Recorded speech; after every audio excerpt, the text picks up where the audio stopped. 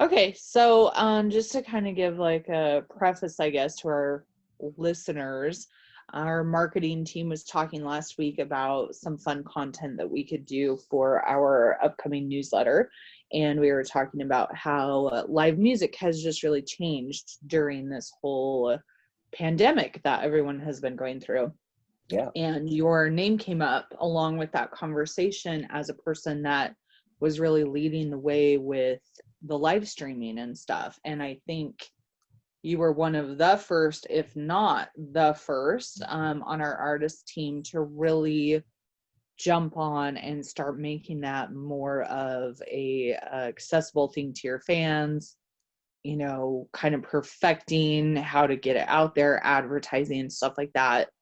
And I know that a lot of that experience and kind of being able to jump on that bandwagon, if you will, so quickly was because you were already live streaming before all of this happened. Yeah. That was huge. Yeah. So can you tell us a little bit of kind of like how you got into that live streaming world before it was even, you know, as necessary as it is now, just because you really have been on top of that with everything you were already doing? Yeah, well, something that, we've been pretty keen on here in the studio is trying to figure out how we get to implement technology to benefit us and increase our reach and be able to interact with other musicians as well.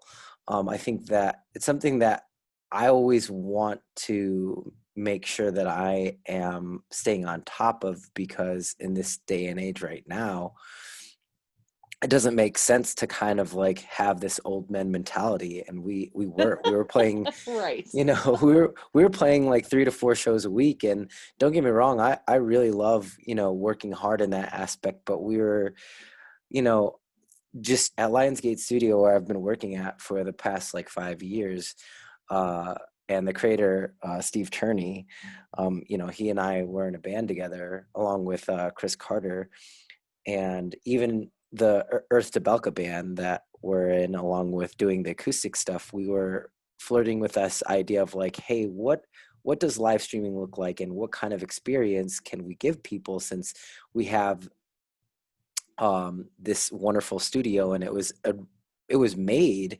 basically to capture live performances. So the next step was, on top of that, was to just implement, hey, since we can do this, is there a way to capture this visually and to broadcast it online? And that was an effortless way for us to pivot in these really tumultuous times where all of our gigs were being canceled. And it's something that we were looking. Yeah, you're right. It was before the pandemic hit. We were like, okay, how do we do this? And we were figuring it out. And there was definitely a lot of bugs that we had to, work out. But that just kind of like made the most sense of like, okay, this is how we reach our current audience, and it's also how we gain new fans as well. Right. Yeah. And not living in your area, you're over in Denver, Colorado. We're over here in Southeast Idaho. If I ever want to see you in person, I have to wait for you to come visit me. Right. So, right. Yeah, exactly. So I really, really loved the live streaming aspect that this has kind of brought to the forefront. I think it's really cool that you guys were already doing a lot of that and able to just even focus more on it and, expand. Of course, you're already expanding your reach, but I would say that it's probably expanded more during all of this. And I think that's kind of like twofold. We are stuck at home. We're kind of looking for something to do, looking for something to entertain us. Hopefully, we're also wanting to support the people that we know and love. I noticed for sure that anytime I got onto Facebook, which I'm actually not a big Facebooker, I have to admit, but anytime that I got on there, I could always find somebody I knew who was streaming. Like Right, any time of day, even, it seemed like I could find at least one person that was streaming. So that right. was such like a cool experience. Just like if I had a little bit of downtime, maybe needed a break, music is always such a good way to just take a breath and kind of step back for a second. And it was just really cool and encouraging that I could always find somebody streaming something just anywhere. Yeah, it's And if it wasn't on Facebook, it was on Instagram Live. There just always was something going on. In fact, I remember commenting to my husband that it could be a full-time job to like sit and watch live streams with everybody. It's been there for a long time, right? That yeah, technology has been there for a while now, several years.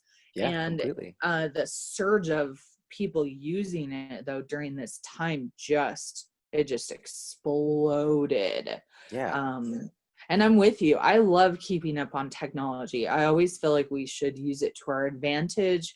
We should not be afraid of it. It's such a cool thing, the way that it's evolved. And of course there can be some cons to being out, on the internet and having those people have access to you in such like a free way, that can come with some cons. There can sometimes be some negativity, but as far as the music scene, I see so little of that.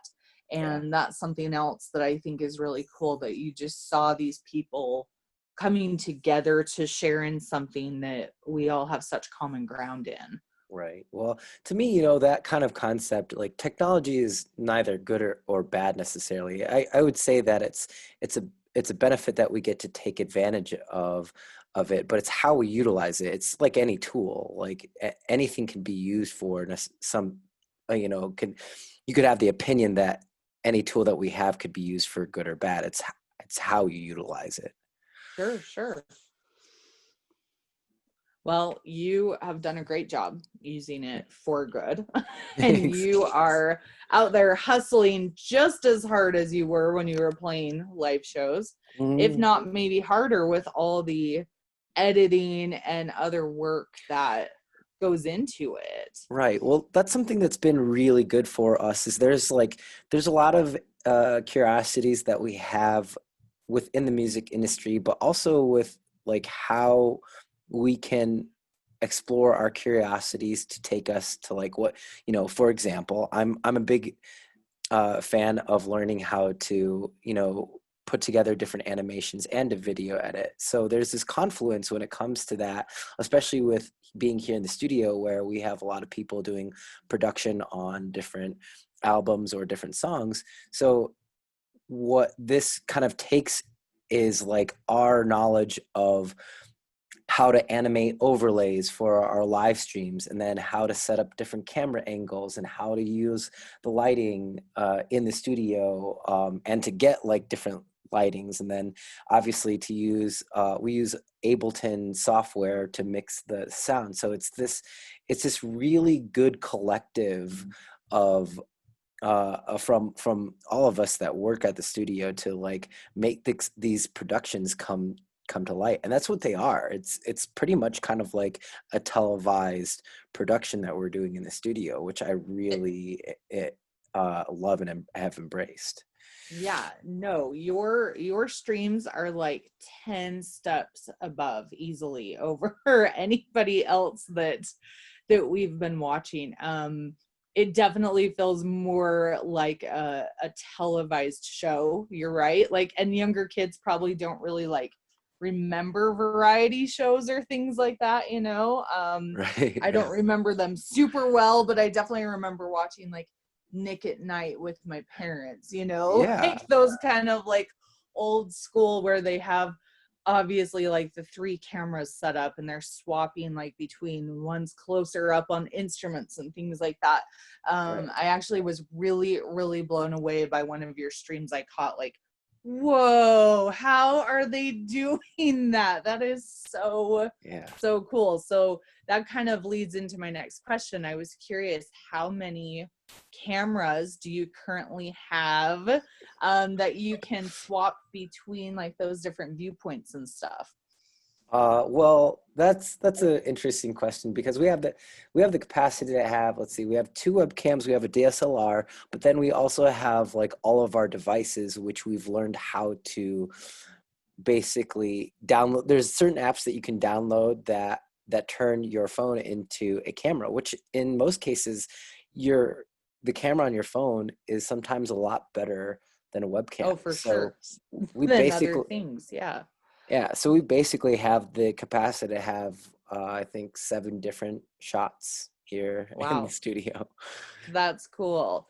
So Yeah. when you're up there live streaming, do you have somebody who's sitting kind of like controlling things, or is it just like on a timer and it kind of swaps through? No, that's a good question. So we actually there's another application that is free to download that's called Touch Portal, and that allows you to control the production of the shots with your phone. So you have to set up every single shot beforehand, and then from then it's basically just pressing different buttons and triggers to manipulate those different shots.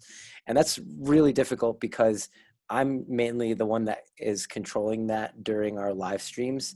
So there's definitely a finesse of being able to play a song to engage with the audience that's on uh, on the internet, and to be able to play with as much emotion as possible, and then still to concentrate on like knowing when to switch scenes, like knowing who to highlight, is like, oh, is there a guitar solo going on right here? If there is, maybe I should be putting either Kit or Chris Carter in that main box, or maybe there's drum solo, I should be Right. highlighting Steve. So yeah, it takes time, but it's a very good juggling act to kind of take into consideration. But one thing that, with all those kind of things, it's nice because since we've had so much experience playing out,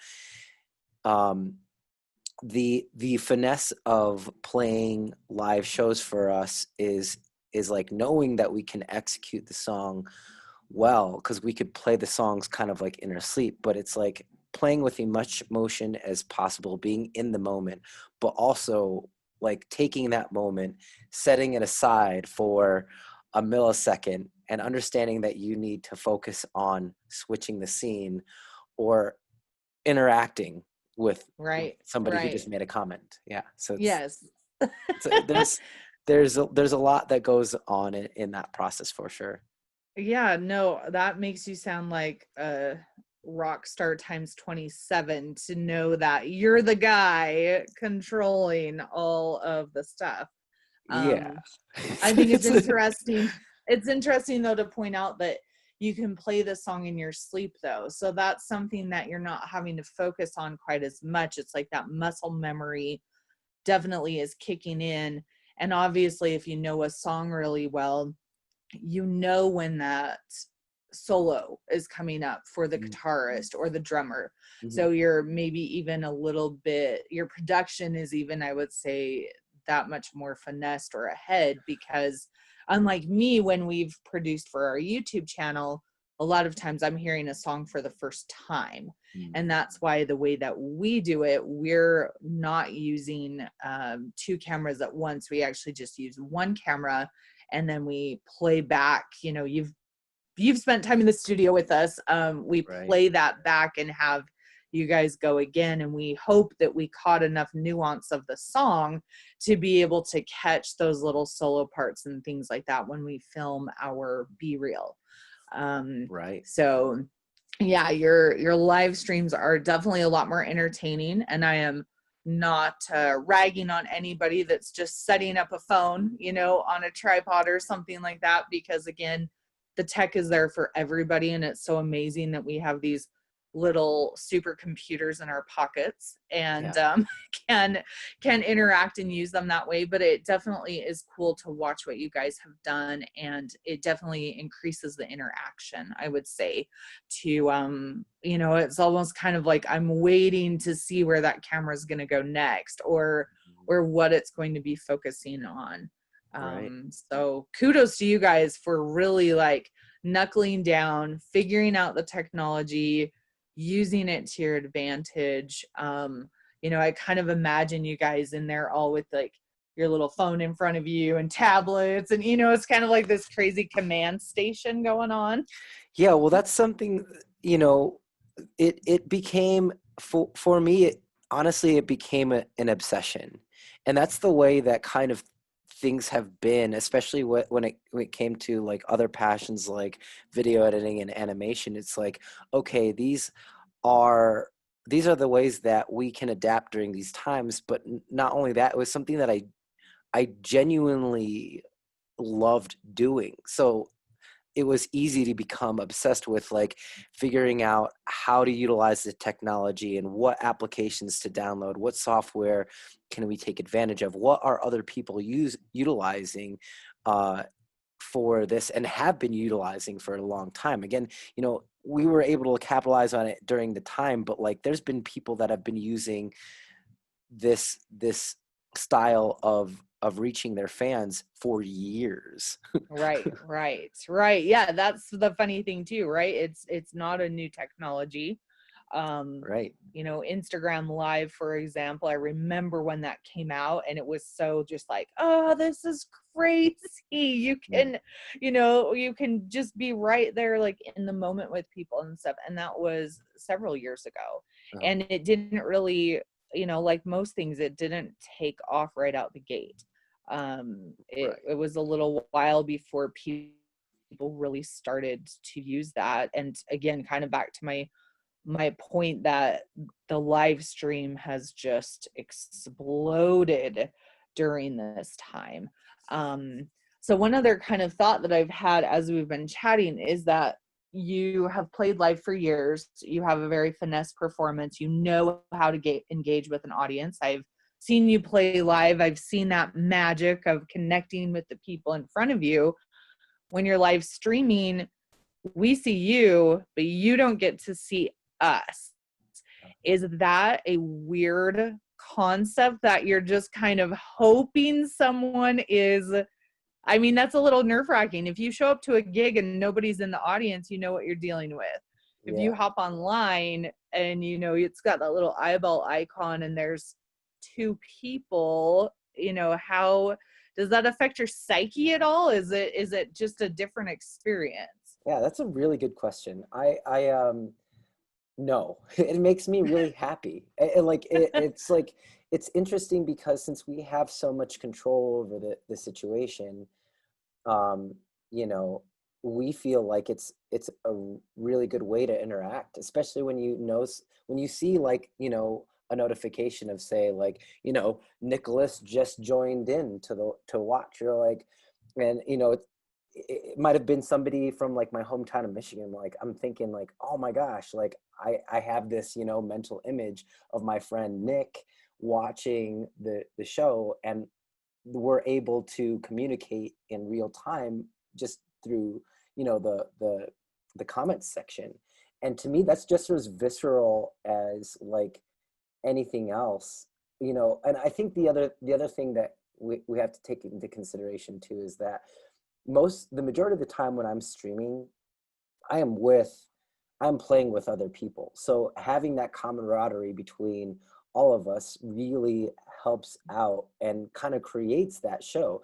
Also, it's nice because you don't have some people, some maybe inebriated people coming up to you, and like, can you please play Freebird? So that was actually my kind of follow-up question. Is it also maybe nice that you're not having to deal with someone in person that, perhaps you're not wanting to have that interaction? You are more in control for sure. Yes, right. If somebody's in the comments just being a jerk, we can block them or ban them from our page. I guess that's a definite advantage. Like, right. Yeah, I guess I didn't consider that aspect. Do you miss the applause though? No. No? I think no. Well, it's I think to go back to like you know, the reason why we initially love playing music is because we get to express ourselves. And I think that it's nice to have the accolades and the cheering, but like that's not the really reason why. I mean, Sure. I Sure. think the biggest thing that makes me feel happy is that like the messages afterwards, like after we get done with a set, there's so many people that have called or reached out to me, messaged me, text messaged me, and they're like, you don't know how much this meant to me. Like, and that to me is like better than any applause. Like having people take the time out to like actually get a hold of you. That's actually there's a reason we stopped actually playing a little bit earlier and had kind of like this talking session where it was like kind of like a virtual backstage thing where we would stop, we would rearrange the cameras, and we would have like a question time where we'd all talk about like how we were doing and how we were feeling, and like if there was any ways that we could help support one another. And to me, that gave us time for other people to like, you know, kind of like talk to us, you know, Okay. in a very safe way. And to me, like that was just that made a huge difference. I feel like, you know, the way that we were playing all these gigs in the past, you know, there might be like 60, 70, you know, up to 100 people at a venue we would be playing at, and maybe, you know, a fourth of those people like are like actively listening to you, and then maybe a tenth of those people actually come up to you after a gig. I think in this virtual setting, it's a little less intimidating for you to like actually be able to interact, and I think that's also great for us too, because there is somewhat of that that buffer zone. There's that digital buffer zone that we get to have, and that's kind of like such as life, you know, though, is like, you know, people are asking how different that experience is, and even though it might seem like it is, it's like as an individual you get to choose who you interact with and how you interact with them. It's the same with being online. Sure. Sure. No, that's a very, very valid point. I definitely have enjoyed the live streams where people do take that minute to pause and interact with the online crowd a little more, because there's a lot happening, right? You're playing, you're seeing those notifications come in. Somebody maybe has asked a question. You can't really stop in the middle of your song, or at least it's not really polite to your bandmates to stop in the middle of the song, you know?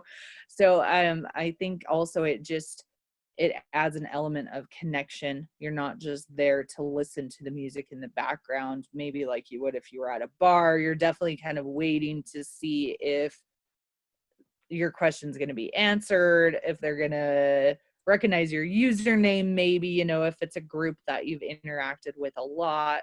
I've definitely like noticed that at times when we log on as Teton to watch you guys, that's always really fun. Like, oh, Teton's in the house. Like, Yeah. oh yeah, we are, yay. You know, that's like a cool thing, kind of, you know, makes you feel like you know, obviously in person you would see us sitting there, but it's just fun to like still be recognized in that different format.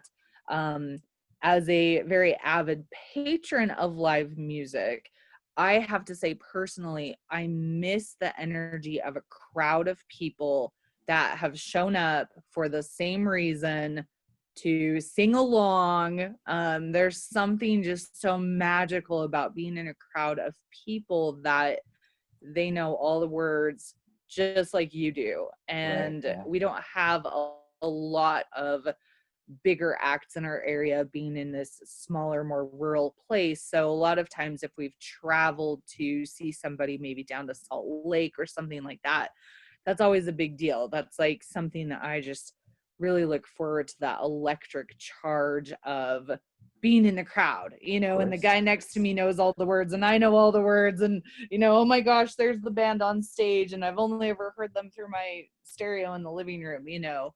Yeah. But that being said, I really also can be a homebody And it's pretty cool that I can be like, you know, vegging out, eating snacks, being comfy jammies, and be watching these people that I love that I didn't have to get dressed to go see, or I didn't have to take a 12-hour car drive to like go catch the show, you know, type of a thing. Yeah. So I definitely miss live music. You know, that's just, it's one of like my most favorite things. And it's just been interesting to kind of see how I can scratch that itch and still engage and, you know, participate in that live stuff. But I feel like there's no replacement for a crowd that is excited to be there listening to that person. Right. Well, there's a couple things that I would have to kind of like go off of that, actually. Is that one, I feel like that when you're able to watch like a big act and comment, like sometimes, you know, they see your comments, and when they do, like, you know, say, you know, it's the Rolling Stones or, you know, something like that. If they were doing a live stream and you say something like, oh, you know, Jen says hi, she's, you know, viewing from Idaho, what's going on? Or like, wow, like you wouldn't be able to do that if you were like at a crowd, like in At a or at a show, sure. concert. But also I think that like this goes to show that the future of live streaming is going to get better to where you will have more control and it will be a more visceral experience. Like I think in the future, there'll probably be VR, like virtual reality concerts where you get to pick the venue that they're playing at, like, and you get to pick who the crowd is. Like anybody who's else is like tuning into that concert, you could like, well, I don't want to necessarily sit to this next to this person. They're being all kind of crazy. Like I think that the more that technology gets its hand in this process, the more realistic it will seem. And I think that, you know, there'll be some people that will still want to go out to have that live experience because you never know what the X factors are going to be. But I think that when you have people being more in control of how they take in music or any other type of entertainment for that matter, I think that the more you'll see people wanting to do that.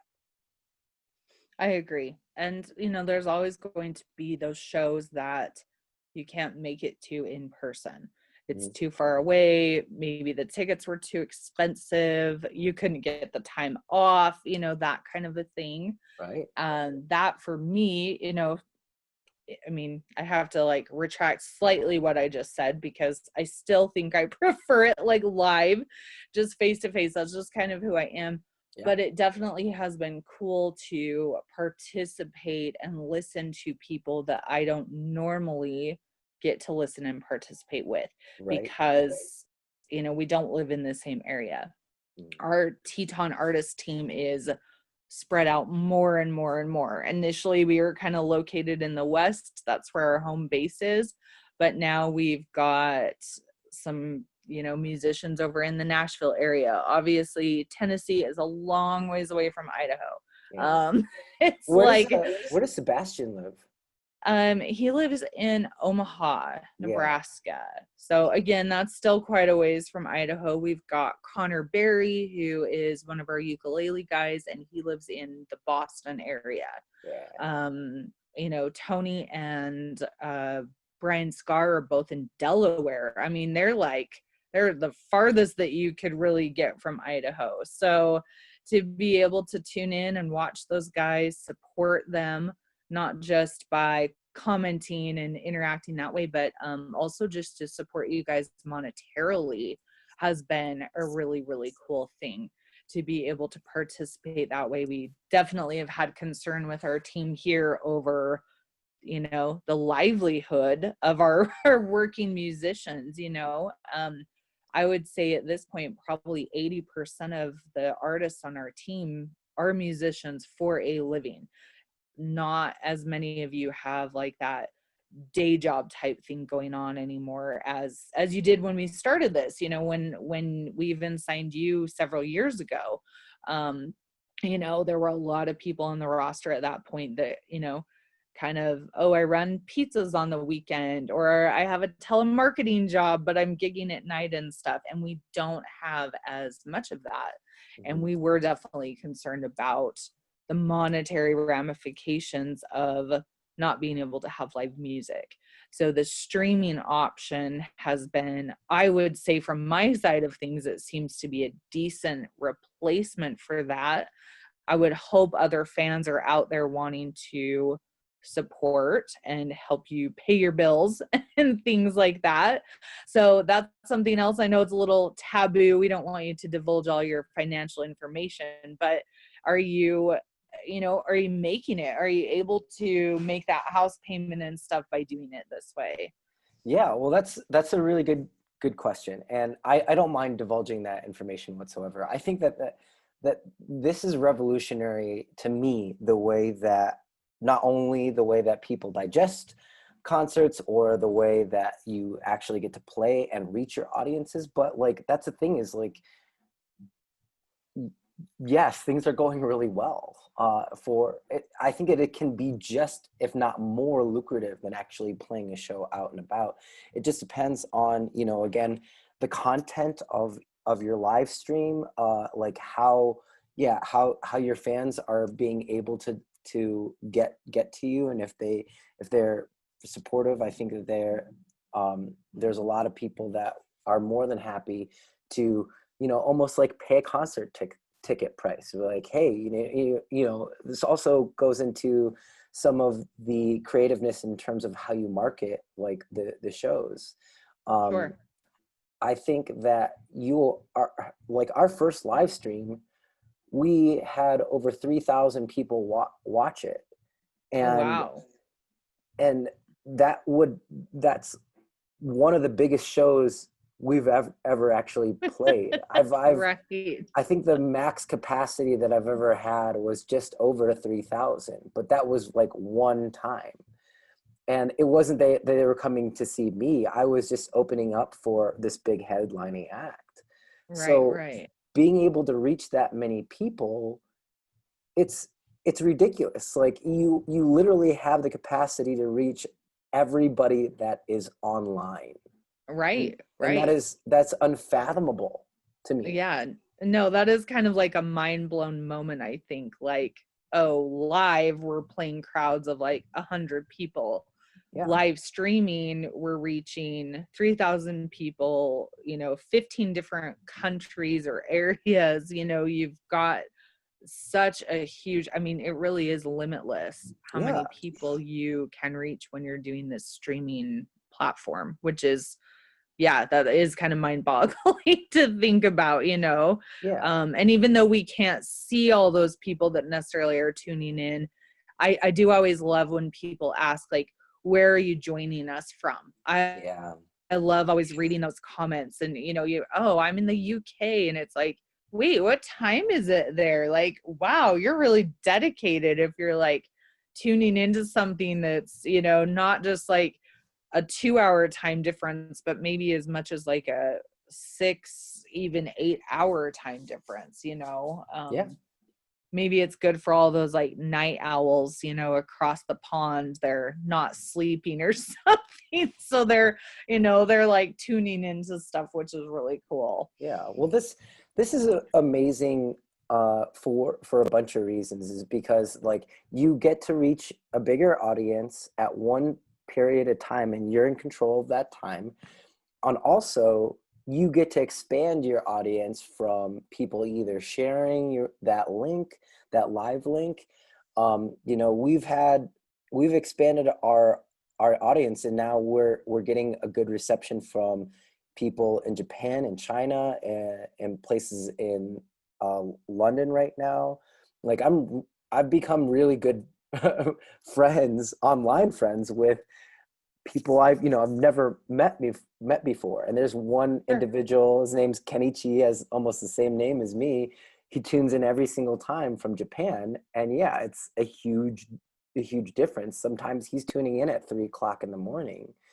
And it's crazy to have that type of experience with somebody you've never met before. And on top of that, it just, to me, it just makes more sense to, as an independent artist, to take advantage of this situation that we're in. And I don't, this is not something that's going to go away. This is going to get even more intense as the years go by. It's not something that like is come and gone before, you know, like COVID hit, before the pandemic was really in the thick of things. Like this was going on with Twitch. I mean, like there were, you know, 15-year-olds playing Fortnite on Twitch that were getting paid millions of dollars to just game online, to live stream right. them gaming.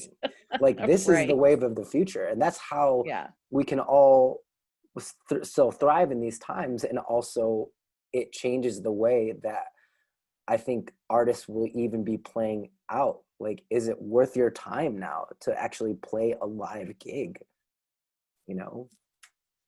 So that was like kind of my last two questions. One was, do you see yourself going back to maybe a hybrid type format where you're streaming and continuing that momentum and content and connecting to your friend Kenny, who's across, you know, like halfway around the world from us, as well as playing out and live? Or do you think that you will perhaps focus a little, I mean, I guess if you could assign it a percentage, 80% streaming, maybe 20% live, you know, what are you kind of thinking that will look like? That's a really difficult question to answer because, you know, I think that we will probably take more, put more importance on live streaming, but there's always going to be, I think that we're always going to kind of want that interaction with people to some extent, that real life interaction. And one of the things actually that we just got asked to do was, we're playing a show called Rock on the River. Kit and I are, and it's going to be a live streaming event, but it's going to be a concert as well, and it's also going to be televised on a different day. So it's going to be, you know, interesting to have that still interaction with a smaller crowd, festival style, but that knowing that we're still going to be able to have the capacity to reach a lot of other people online too. So I think those hybrid shows, that's what we're doing right now on different applications too, is that I've played a few shows already within the past 3 weeks where it's like just small, intimate shows where people can come out and be at a safe distance, but we're live streaming those at the same time too. So okay. I think that in the future we won't necessarily have to pick. I think that it'll be a combination of, it will just overlap naturally just because you've been doing it that way. Yeah, I think so. I think that makes a lot of sense. Okay, so I want to kind of wrap this up for our listeners here. This has been fascinating, very eye-opening. I think that there are really strong points for all of it. And you're right, it is not going anywhere. I think that there are going to be some people who are kind of late to the party and maybe a little hesitant to really do this. And they're going to be watching people like yourself who really embraced it, and they're going to be following along. And I'm thinking that you should launch some kind of an online course to teach people how you've been doing this so well and how to set up those different camera angles and what apps to use. It's something that I have just become like really fascinated with. And obviously I could go out and research it all on my own and trial and error, but why would I do that when I have your personal cell phone number, right? Like, yeah, well, I'm just going to be calling, you know. I'm just thinking that what a cool way to share your expertise, help other people have this same positive experience that you've been having, but also maybe, you know, add some monetary, you know, stuff going on there. I mean, we don't want to just give away our knowledge and time for free all the time. Well, That's definitely something that we have considered, and that's something that actually I want to express is that anybody that wants to understand how we're doing this is more than welcome to contact me either through social media platforms or my email, and we would be happy to share that information for free. I think that, you know, right now that's something that we've done quite a bit is like we have spent a lot of time and energy to get uh, to attain the knowledge that we have, but we've not spent money on it. I think that's also something that is going to be really indicative of like the future with monetizing information. I think that's going to be harder to do, and we're just more than happy to give that information away, whoever wants it, because this is the other thing that is more difficult to get is to somebody for somebody to execute on the information that we give them. It's all, you know, it's kind of like that saying, like, you can lead a horse to water, but you can't make them drink. Like Right. we've consulted so many people already on this information, but sometimes it's more about the execution. Like, do you have the passion and desire to do this? Right, right. And if you do, then we would be more than happy to divulge that information. I love that. Well, and that is just a testament also to your character and the person that I know you to be. And you are always so helpful and willing to take somebody under your wing and just guide them if that's something that they're interested in. Yeah. It's Well, been that's something that makes me amazing. excited. Like Yeah, yeah. seeing somebody else being able to succeed in that fashion, the way that we've seen as well, like that makes me really happy.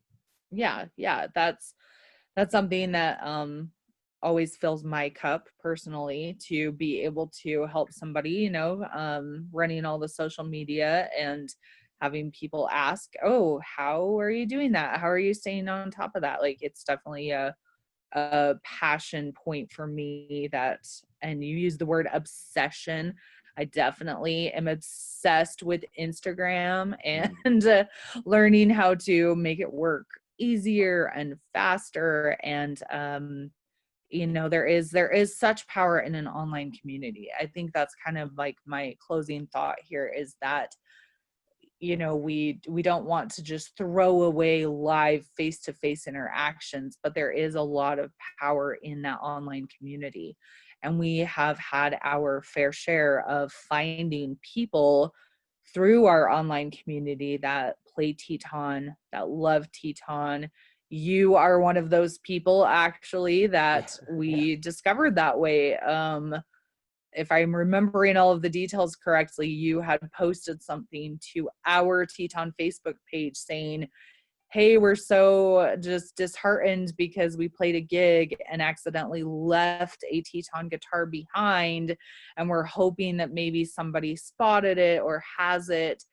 That was how you first came onto our radar, actually, was kind of using that Teton community. And then it was like, who is this guy? Why did he lose his guitar? What happened? We have to Yeah.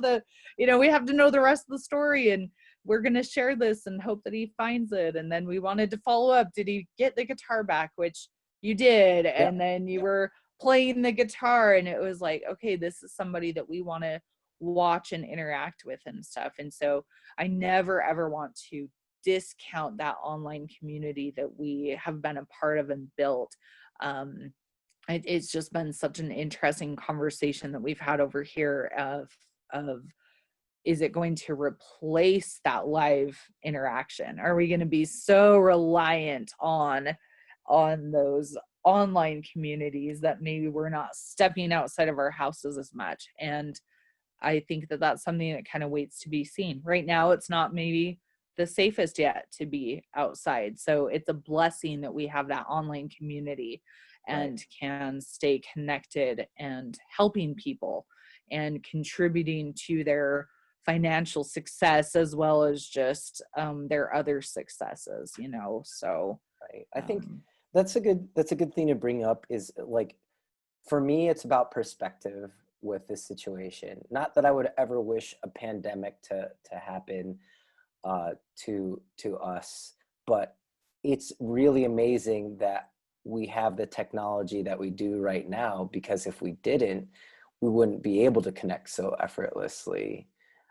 Exactly. I cannot imagine going through this even 30 years ago, 50 Right. years ago.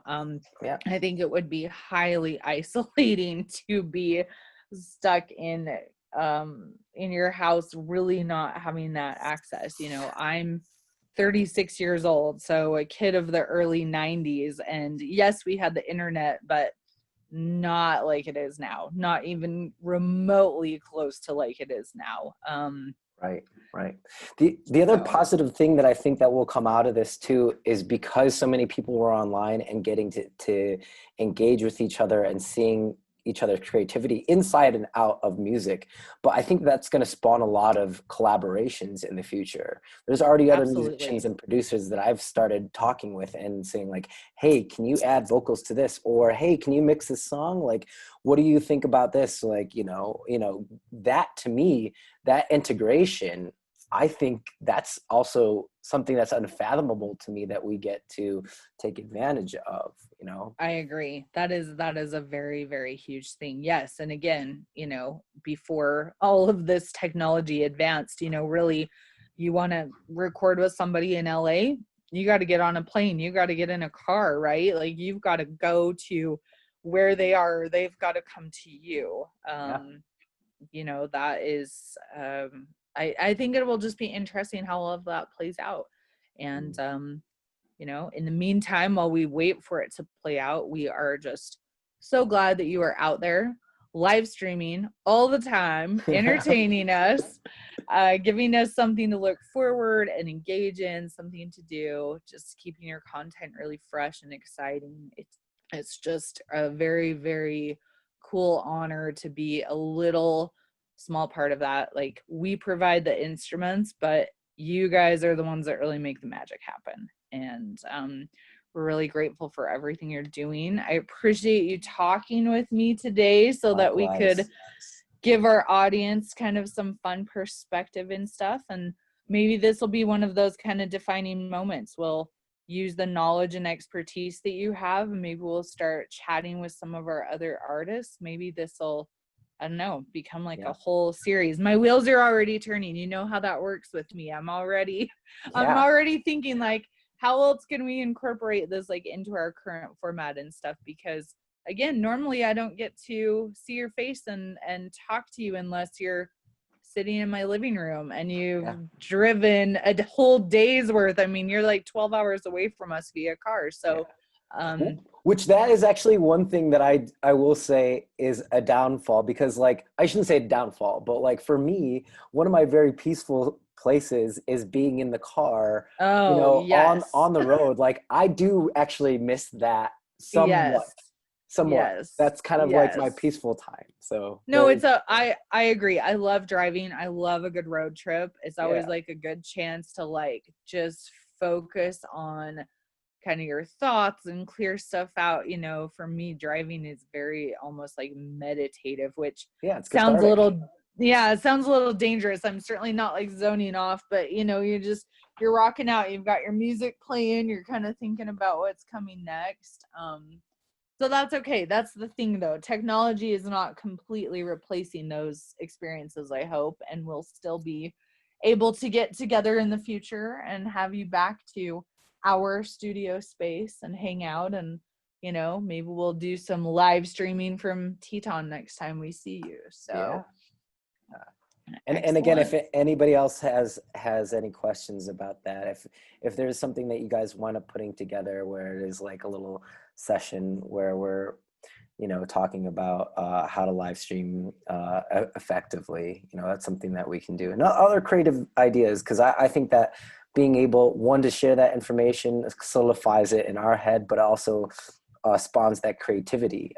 One really quick thing to add in before we get off, that was something that we wanted to help out with other businesses that were kind of local, is we had different businesses sponsor a live stream where we would highlight their business, make like a banner for them, and we would give our viewers like a promo code to go visit their website, and give them a certain percentage off their like online store.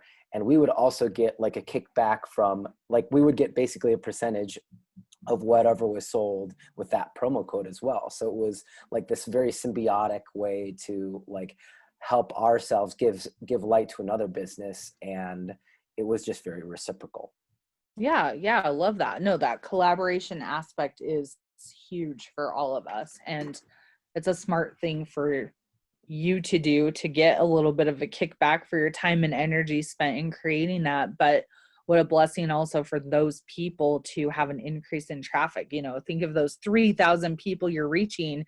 Even if 10% of them jump over and make a small purchase, that's business they wouldn't have had otherwise, which is just a really cool thought also. Yeah, we also did like auctions for, like, we paired with a clothing company and we auctioned off one of this amazing girl's prints, and like the piece auctioned off for like $100, and it was like the online store that she had was selling it for 25. So it was really good. It was definitely a successful way for us to be innovative and in these times. I love that. Well, you guys are doing a great job. Keep it up. Cannot wait to see what you have coming next and who you're collaborating with and what you're doing. Thank you again for talking with me this morning. It's so good to hear your voice, and just connect in that way, and something we'll have to do a little more often, right? Sometimes we forget, I think, that we have phones, not just text messages, and it's good to call in and check on your friends. So most definitely. We'll leave our crowd with that. Check in with somebody today, say hi, tell them they're doing a great job. And we appreciate you guys listening to everything that Kenny and I had to say. Yeah, cheers, Jen. Thank you very much. Awesome.